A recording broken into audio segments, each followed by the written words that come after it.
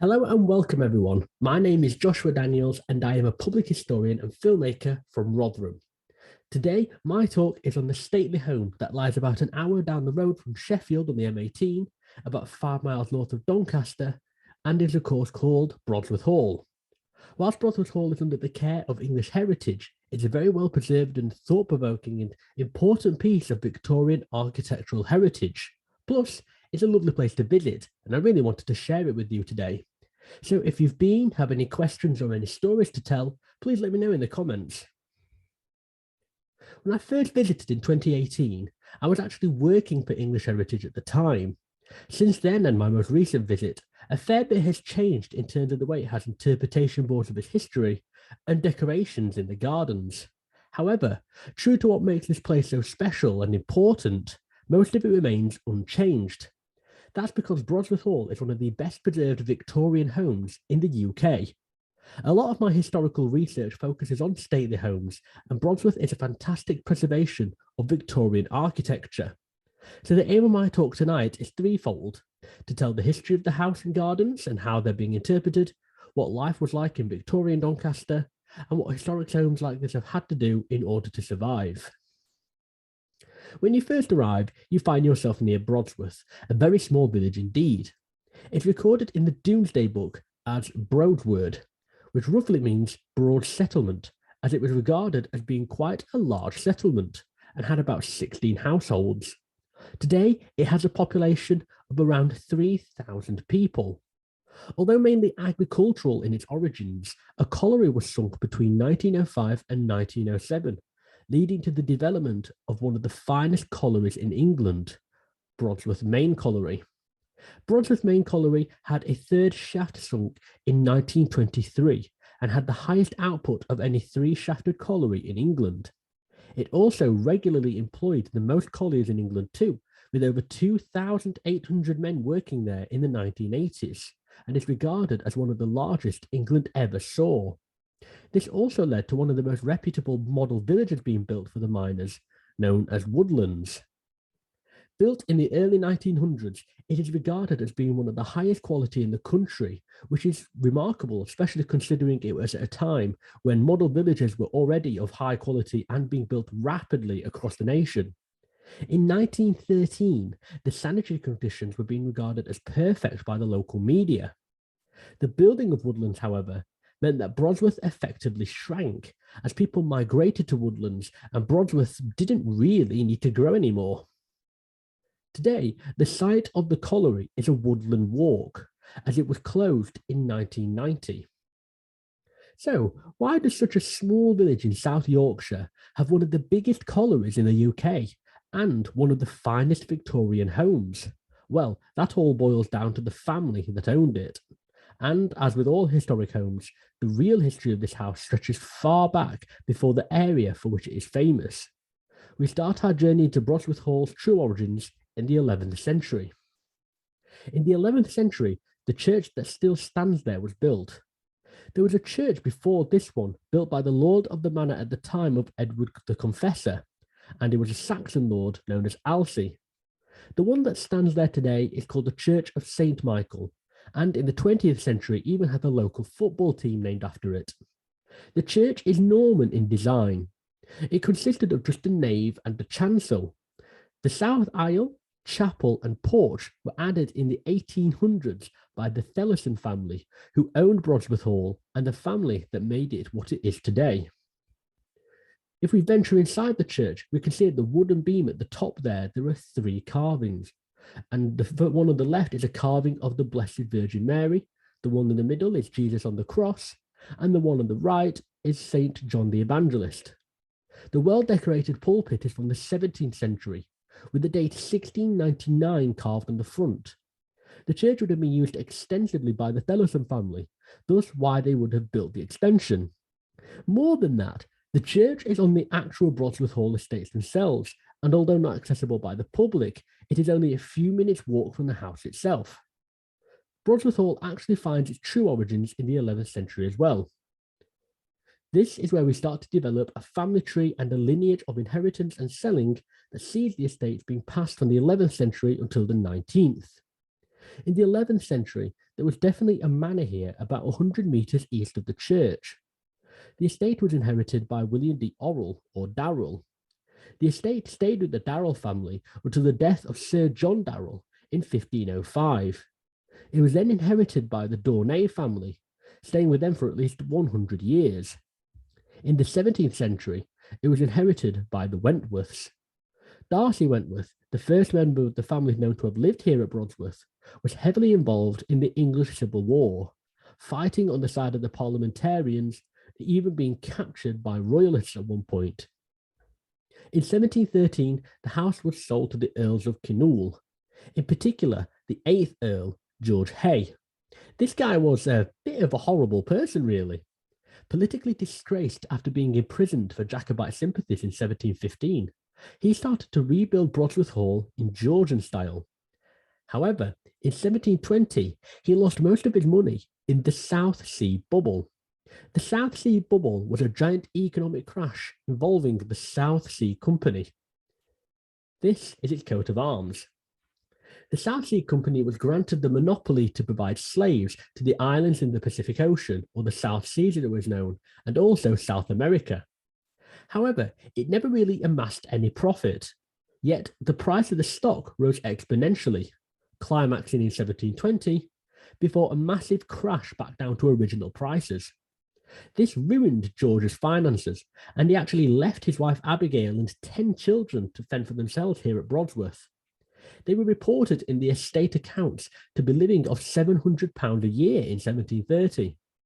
Whilst this is £82,500 in today's money, handling an estate and 10 children meant that money was stretched and she was under immense pressure. Brodsworth was then passed to their second son, Robert Hay Drummond. Unlike his father, Robert Hay Drummond had a real affinity for Brodsworth. He started remodelling the house in the 1770s, adding extensively to the south and the interior of the house. Interestingly to me, as Wentworth Woodhouse is my favourite place on earth, it is noted that the local Lord Rockingham, Charles Watson Wentworth, and owner of Wentworth Woodhouse in the late Georgian period, was a regular visitor to the house. This is important as it shows that the elites often hung out together, not just because it was their social circle, but also to elevate their social status, essentially networking. When Robert died in 1777, his older brother showed no interest in the house, and it fell into disarray. Then it passed into one of the most prominent families to reside here at Brodsworth, the Thellisons. In particular, this man, Peter Thellison.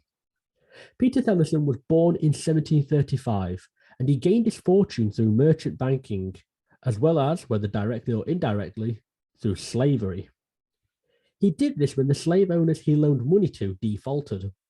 He also traded commodities such as sugar and tobacco, which were often produced by Caribbean slaves.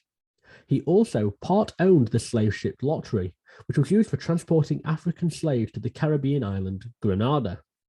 Brodsworth Hall does a fantastic job of tackling what is a very contemporary and controversial topic, the topic of slavery and the country house.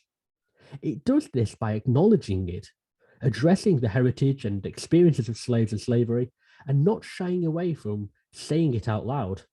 It brings to light slave experiences and lives and remembers those who suffered at the hands of it, here at Brodsworth itself on interpretation on boards. So it acknowledges that slavery was a part of Brodsworth heritage, but addresses it in a respectful way. So Peter Thellison purchased a great deal of land, including the Brodsworth estate in 1791. He died 6 years later in 1797 and is actually buried at Brodsworth. His will was infamous, particularly because it didn't determine an actual person or an actual living person who would inherit his fortunes, and they were put in a trust fund, really at the expense of his children and grandchildren. It caused quite a headache for some years for the legal team.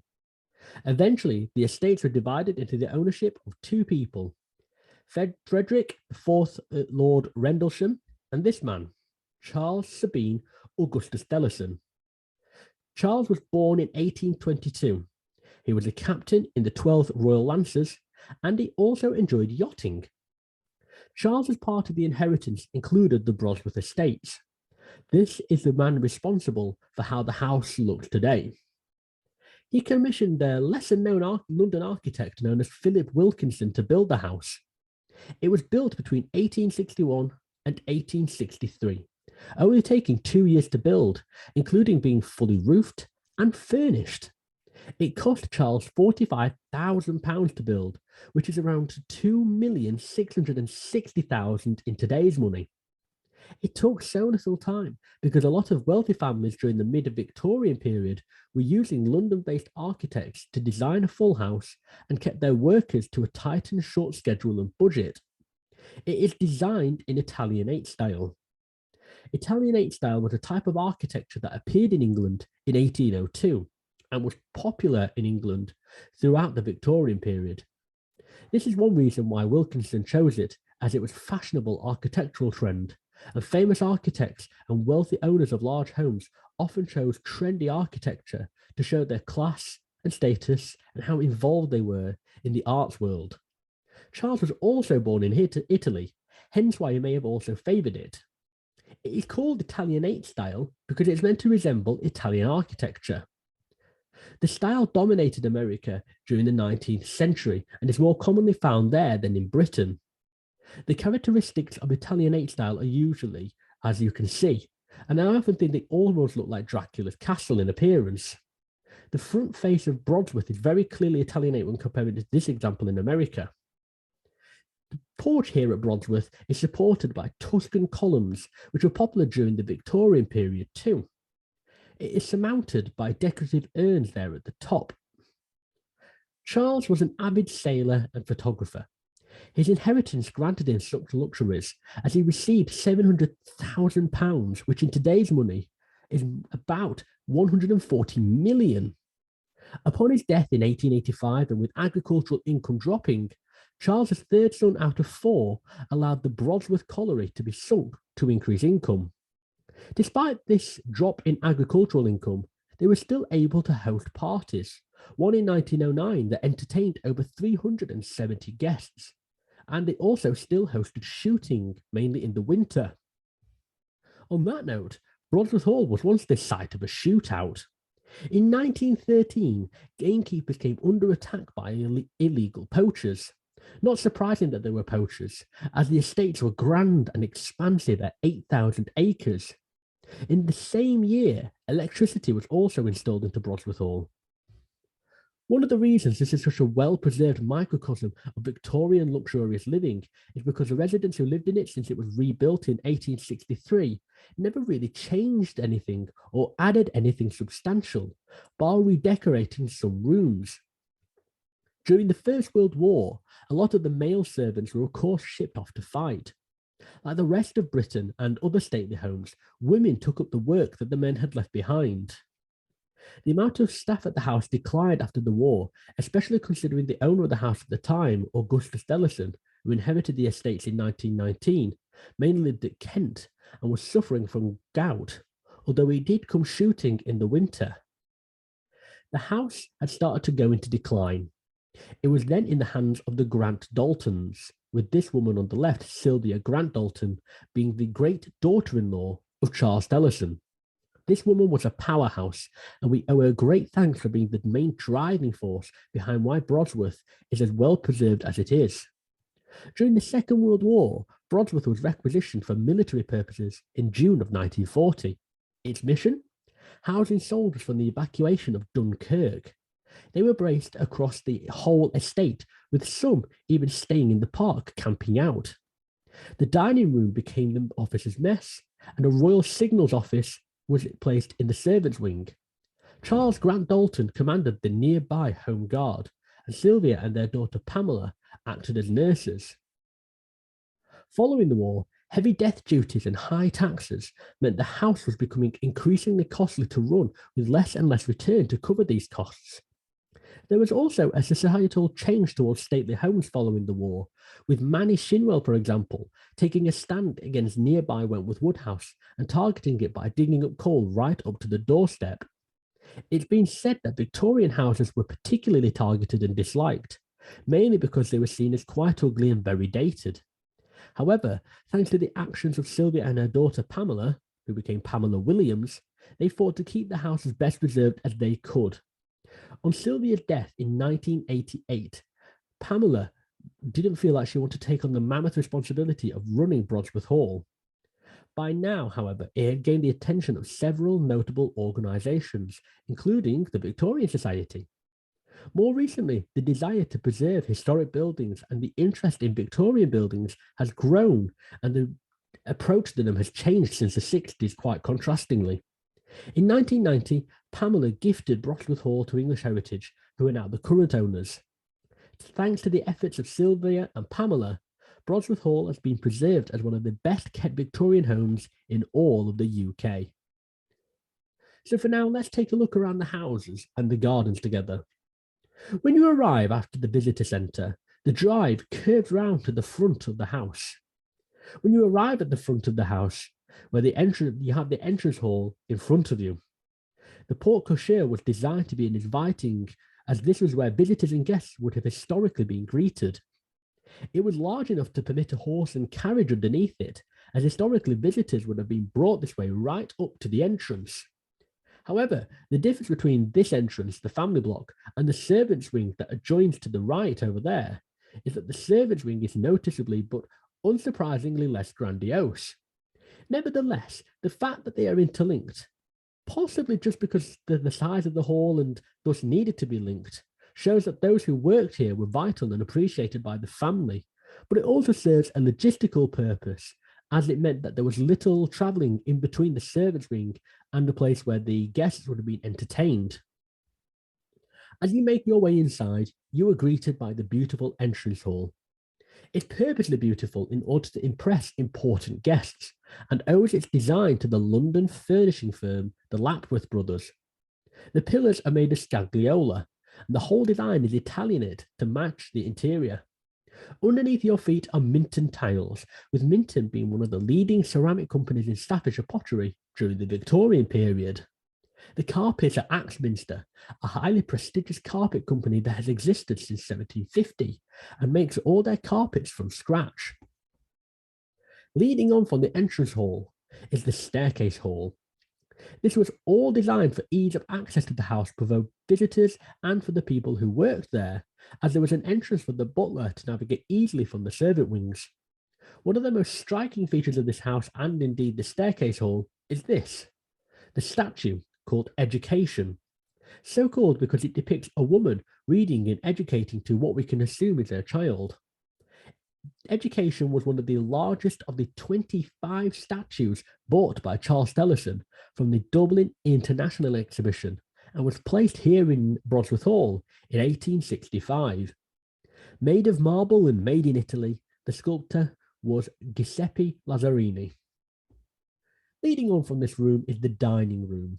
No one guesses what this room was used for. Other than the obvious, though, it was also used essentially as a gallery, basically used as a gallery for hanging up Charles's portraits. Speaking of portraits, one of the most prominent, with its own alcove, is the portrait The Dolphin of Amsterdam. Painted around 1668 by Ludolf Backharsen, it depicts the crushing and embarrassing victory of the Dutch over the English as they captured the English ship, the Royal Charles. Carrying on through the house, we are greeted by the South Hall before moving on to one of the most tremendous rooms in the entire hall. This, the drawing room. The primary purpose of a drawing room was to entertain guests. They flourished in the Victorian period and find their origins in the 16th century term with drawing room, as although historically it was one of the first places the host would present themselves, it was also a place where the guests and hosts would withdraw to. Here at Brodsworth, it was primarily used by the women of the house for entertaining guests before and after dinner. One thing that struck me when I first saw it was that it almost looked French in design, rather like the interior of Versailles. And as it turns out, it was intended to look almost French in design as well.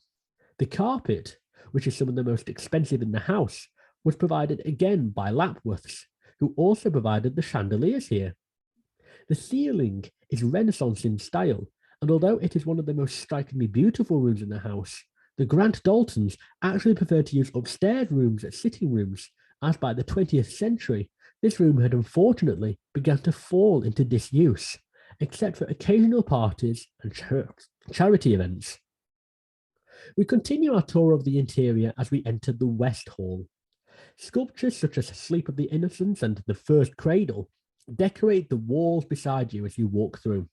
You will or probably have noticed that grand stately homes are often lavishly decorated. I will always maintain the purpose of these grandiose homes had a secondary purpose of living accommodation for the owners. The primary purpose was to impress guests and show off status and wealth. This is evidenced here at Brodsworth by the display of expensive and stunning sculptures and paintings. It's great for us today to have them on display, not just for decorative purposes, but also because they are now well preserved. The library, whilst with a grander collection of books than any other room in the house or indeed any other standard room, is relatively cosy and smaller than one may expect. It's quite intimate. However, it still has nearly 1,000 books, so it's nothing to be sniffed at. Most of these are from the 1700s and belonged initially to Peter Paterson. We're now going to climb those apple and pears and move upstairs, and we are now in what I believe to be quite intimate parts of stately homes, the bedrooms. The family bedrooms, furnished in the 1860s, again by Lapworths from 18th and 19th century furniture, show off one of the most principal characteristics of Victorian stately homes: fireplaces in each room. Since electricity had not been installed in the Victorian period here, these would have been good for providing heat and light for the room. The hall in total has more than 30 rooms. The paint on the walls was applied by the Grant Daltons, and none of the Victorian wallpaper survives in this bedroom now. The reason each house has wash basins and hot water jugs, and the reason each room has one, was because it was built in a time of a lot of servants, the number of which decreased rapidly over the years, especially after the First World War. The next bedroom we will be exploring is the principal guest room. The bed is shaped like a boat at the back there and is called a lit en bateau, a bed made popular in the 19th century by French Empire style. This was a style of architecture and arts common in the early 1800s, especially in France, and can be seen in styles such as the Arc de Triomphe.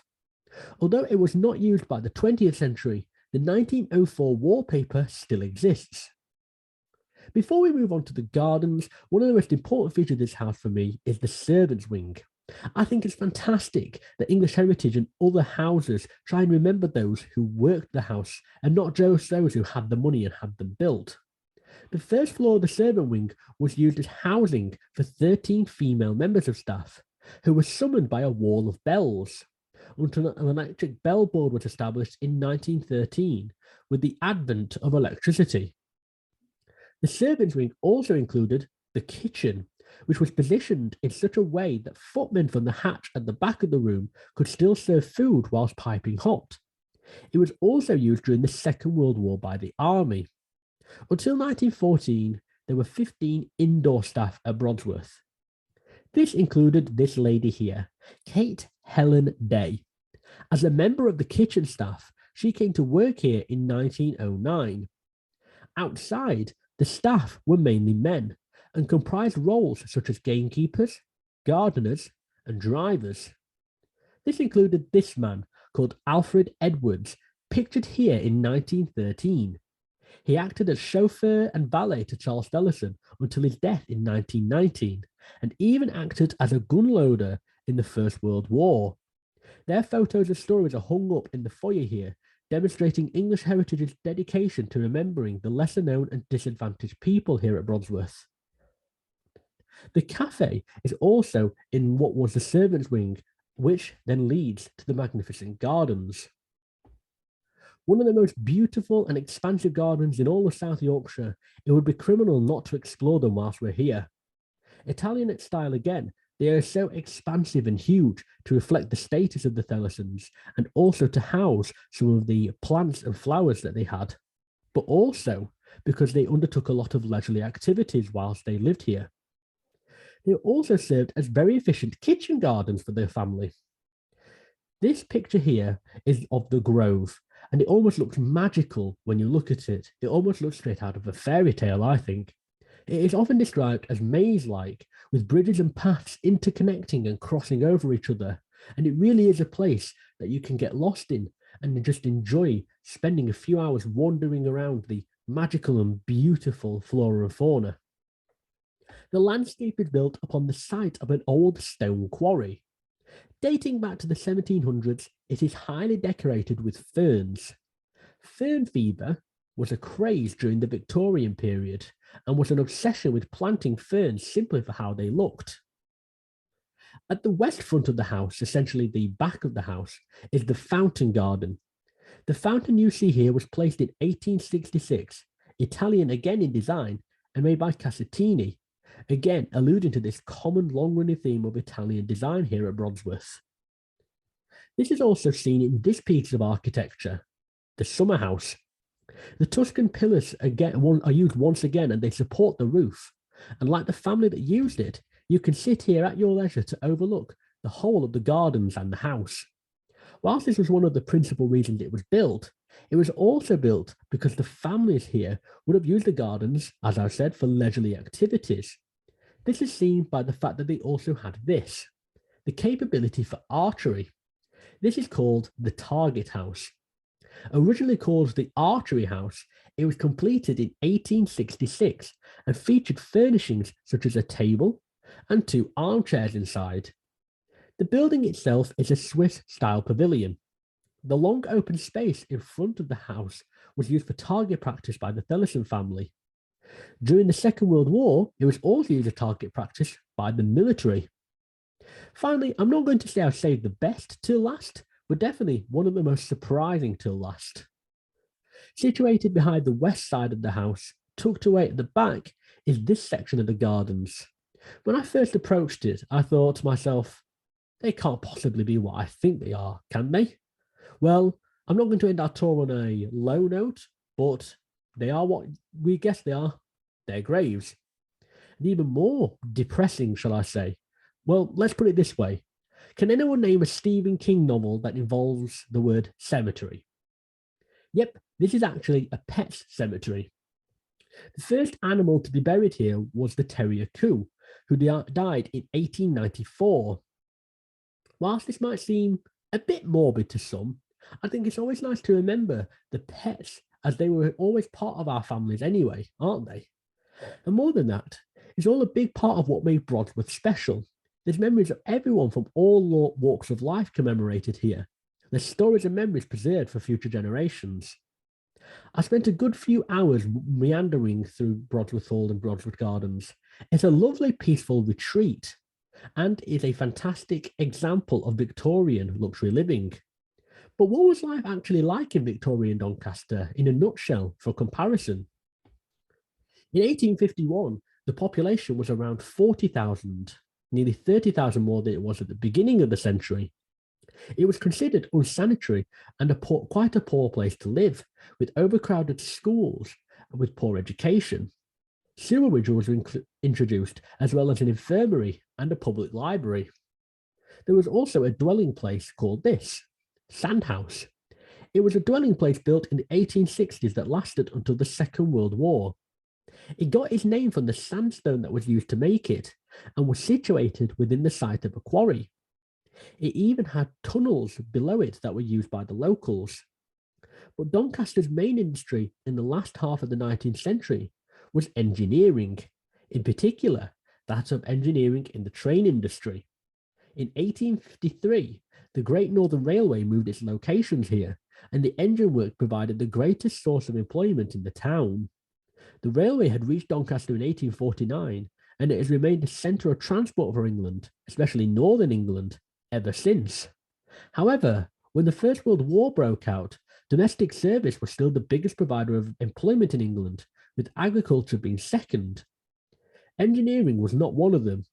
I know Brodsworth Hall and Brodsworth too were in their own little bubbles, far smaller, far less industrial, and separated from such a big town like Doncaster. But when people think of Victorian Doncaster, they like to point to Brodsworth Hall.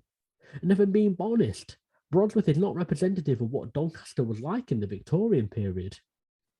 Nonetheless, Brodsworth is just that, a microcosm of its own Victorian setting, and the gardens and house are some of the best preserved and finest Victorian heritage in the country. But what is the future of historic houses like Brodsworth? It took 5 years of work to make Brodsworth Visitor Centre worthy by English heritage, and work still continues. Much like other historic homes, the secret to survival was to become commercial, so they could provide their own funds to foot the bill of restoring them. In 2018, a £1.5 million restoration programme was carried out to implement high-tech shutters. In 2020, earlier this year in 2022, a portion of a £1 million grant was being put towards Brodsworth Hall, as well as the other English heritage-owned location, Bolsover Castle. English Heritage was awarded £2.9 million for conservation work by the government in October 2020. And of course, English Heritage itself gets money from memberships, sales, donations, etc. So the future of historic homes is largely in a way in which we can help out by visiting, buying things there, and simply helping share and preserve the heritage that these places have. Whilst they sometimes receive grants from benefactors or government, that money doesn't always occur and doesn't always guarantee to be coming in. And thus a lot of historic homes rely on commercialisation in order to survive, which I think is perfectly fine. In the case of Brodsworth, this heritage is some of the most impressive and best preserved in the country, and if we can find a way to help out just by buying a cup of tea while we're there, we might as well. So if you have any questions, any other things that you'd like to find out, or any other homes you may suggest or want to share, please let me know and I'd be more than happy to have a look. Other than that, thank you for listening. And if you do get the chance to go, or if you have been already, I fully recommend another visit.